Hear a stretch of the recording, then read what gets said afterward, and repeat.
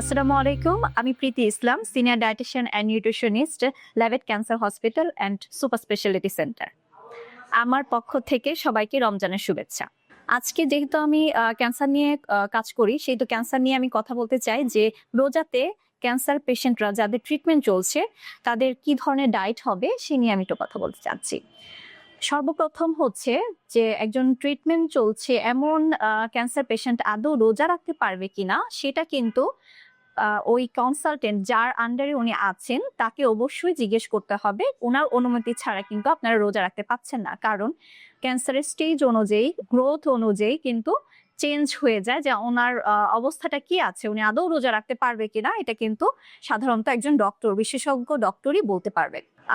আর যারা রোজা রাখতে পারবেন, ডক্টররা যদি বলে হ্যাঁ আপনি রোজা রাখতে পারছেন, তাহলে অবশ্যই আমাদের ইচ্ছা করলে রোজা রাখতে পারবো, তাতে কোনো সমস্যা নেই। তো প্রথমে চলে যায় যে ক্যান্সার পেশেন্টরা সেহরিতে কি ধরনের খাবার খাবেন। যেহেতু লম্বা একটা টাইমে একটা গ্যাপ থেকে যায়, সে কারণে আমরা চেষ্টা করব সেহরিতে এমন খাবার খাবে যে খাবারে হচ্ছে কোনো ধরনের অতিরিক্ত মশলা থাকবে না বা কোনো ঝাল এরকম থাকবে না, যেন পেটটাকে একটু সারাদিন যেন একটু শান্ত রাখতে পারে। মানে হচ্ছে কোনো বার্ন যেন না হয়, ব্লোটিং যেন না হয়, এটার দিকে বিশেষ গুরুত্ব দিতে হবে।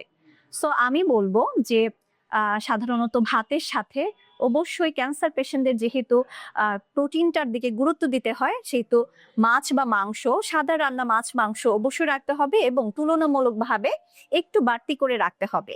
সেই সাথে অবশ্যই আপনি যেটা খেয়াল করতে হবে সেটা হচ্ছে অন্য কোনো রোগ না থাকলে, সাধারণত শুধুমাত্র ক্যান্সার পেশেন্ট যদি থেকে থাকে তাহলে পালস বা ডাল, বিচি, বাদাম এই ধরনের খাবারগুলো, অর্থাৎ সেকেন্ড ক্লাস প্রোটিন যেন ওনার খাবারে সেহরিতে থাকে, সেটার দিকে অবশ্য মনোযোগী হতে হবে।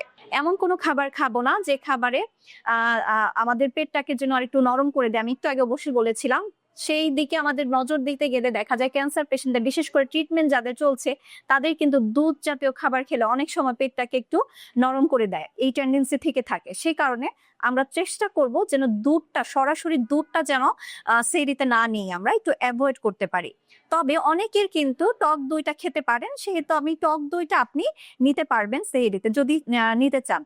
এছাড়া যেহেতু আমাদের পানীয়টা খেয়াল করতে হয় যে সারাদিনের ওয়াটার রিকোয়ারমেন্টস যেটা, সেটা যেন হচ্ছে ফুলফিল থাকে, সেক্ষেত্রে অবশ্যই আমাদের যেটা খেয়াল করতে হবে সেটা হচ্ছে যে পানিটা যেন ঠিকভাবে খেতে পারি। আমরা পানি যে পানি হিসেবে খেতে হবে তা না, ইচ্ছা করলে কিন্তু আমরা জুস হিসেবে, স্যুপ আকারে বা অন্যান্য তরল হিসেবেও খেতে পারবো, তাতে কোনো সমস্যা নেই। তবে আমি যেটা বলে থাকি, অনেকেই কিন্তু 2-4-2 এই মেথডটা, পানি খাওয়ার মেথডটা ফলো করে থাকে। যেমন হচ্ছে 2 গ্লাস পানি হচ্ছে সেহরিতে, 4 গ্লাস পানি হচ্ছে ইফতারি টাইমে, আর 2 গ্লাস পানি হচ্ছে ডিনার টাইমে। এই মেথডটাও ইচ্ছা করলে ফলো করতে পারবেন, কিন্তু এটার মানে এটা না যে এই মেথডই ফলো করতে হবে। আপনারা আপনাদের ওজন অনুযায়ী প্রতি কেজি ওজনের জন্য 30 থেকে 35 ml পানি খেলেই হবে।